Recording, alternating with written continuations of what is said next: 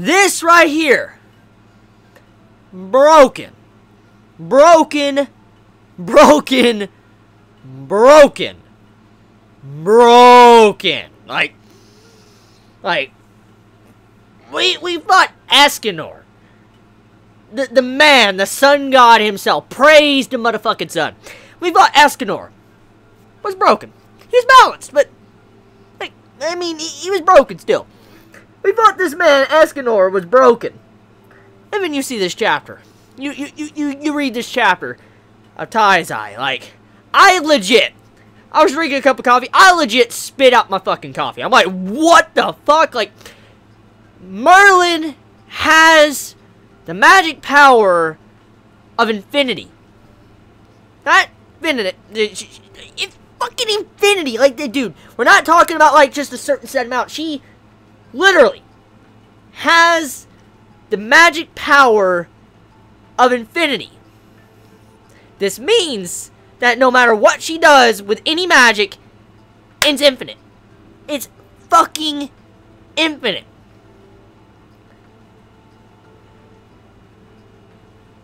Oh my. How broken Merlin is as a character.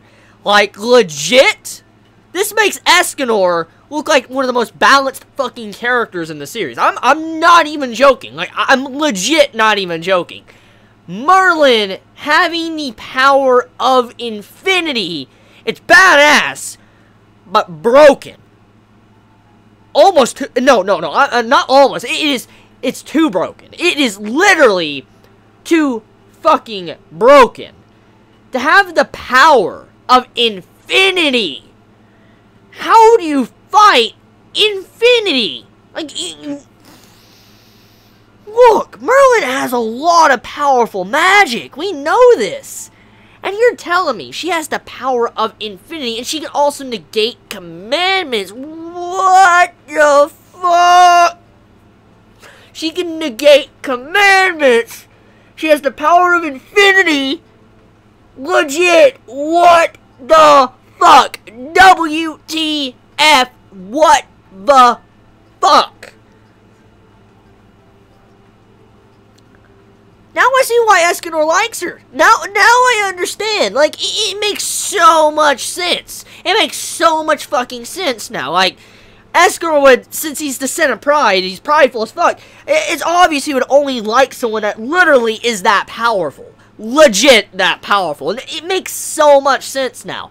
I dare say that she is way more broken. Way more broken than Escanor and way more powerful. Like, I could say that most likely Merlin would beat the shit out of Escanor. I'm not even joking. I'm legit not joking. Having the power of infinity, she shouldn't lose. Unless there's some form of weakness to her power, she legit should not lose a fight. She legit should not lose a fight. If she has the power of infinity, she activates something that will go on until she tells it to stop.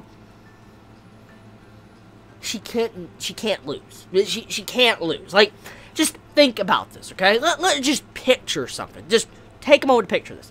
Let's say Merlin has the ability to use a freaking black hole, okay? Let's just put that in perspective. Let's say she could somehow create a vortex or a black hole. It won't stop. It will not stop until she tells it to stop. It's infinite. Like, legit, you throw a black hole somewhere, sucking shit in, it's just, yeah, instant devastation. But when you think about it, how it's infinite, it won't stop, she'll continuously use it until she tells it to shut off. Merlin, having this magic of infinity, she should not lose. Unless there is a huge weakness to her power we're unaware of. Like, the only way I could see any type of weakness at this moment from what we've been given is if Merlin gets killed, like if she dies or something, her infinite magic stops. I could see how that could be a weakness. Like, let's say she had like an infinite vortex or something. She placed it down and she got killed. Then I could see how maybe all the magic she uses disappears. I could see something like that. But this is where the balancing starts to kick in, okay? If Merlin's abilities continuously activate and go on even after death, if she dies, that puts her on the level of, literally, she's so OP, she should not lose. Like, she should not lose at all in any fight, if she legit has her abilities going on for that long. And also, on top of that, maybe, just maybe there's other weaknesses. Like, maybe Merlin could easily be, like, tackled and she, like, unexpected ambush or something to take her down. I have no idea. But at this time, with Merlin having a straight-up fight with someone, even someone like Escanor, there's just no way she should lose a fight. It just doesn't make any sense. So there's no way. Like, with the ability she has of Infinity, she should not lose. That's how powerful she is. Now, my personal feelings, okay, on the chapter, a lot of good shit was revealed. And I'll get into that in a minute. But in terms of the power reveal, it's badass. Don't get me wrong. It's badass. But it's got me worried. It's got me really worried. Now, I'm not going to say Nakaba-sensei is bad at writing character abilities and stuff, because he's done a very good job with Escanor. I mean, Escanor, he's so broken, but he's so balanced that it makes him a good character, because he's balanced, because of, you know, him getting weaker in the day. But Merlin, from all that we know, Merlin, we don't know of any weaknesses. We don't. I mean, there obviously has to be some weakness to Merlin for them to gather all the 7 deadly sins. For them to gather someone like Escanor, Bond, Diane, King, and stuff. For them to have to gather. Since, you know, Meliodas and Merlin work together to gather people together, it makes sense that maybe Merlin, even though she has that broken-ass ability, not even she could probably take everybody down. So there's something going on here. There's something we don't really understand about her ability. But at this time, though, with the information we have been given, and judging by how much the Ten Commandments were shitting a fucking brick in this chapter, like, Frodrin literally was shitting himself, and so was Grey Road. They were shitting themselves after when they saw the identity when, you know, Merlin revealed her true self.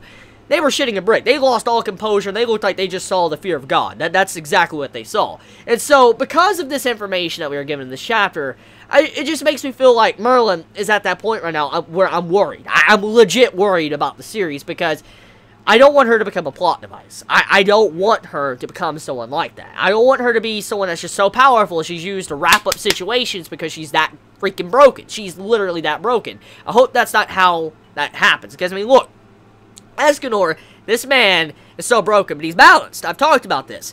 Merlin, oh, hell no. Oh, no. The way Frodrin reacted when he found out about Merlin's magic ability of Infinity, like, that general reaction of his and everybody else's was straight up like my reaction. Like that's cheating. It's unfair. It's literally unfair. It's like Merlin's got freaking hacks.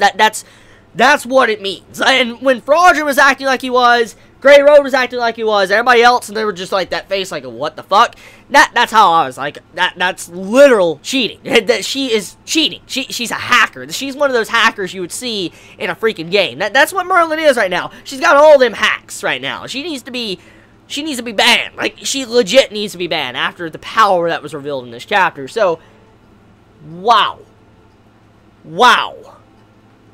Okay, so, besides that, let's talk about the reveal, okay? I'll get off the Merlin shit, just like, we need more information, but at this time, though, Merlin is just so fucking broken, like, it's disgusting. It's disgustingly broken.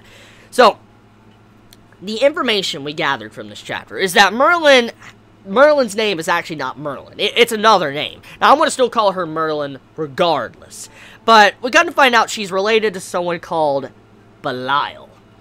Now, different pronunciations to the name, but the reason why I know how to pronounce it this way is because I played a game called Diablo. If you ever played a game called Diablo, you might be familiar with it. There is a demon in that, you know, game called Belial.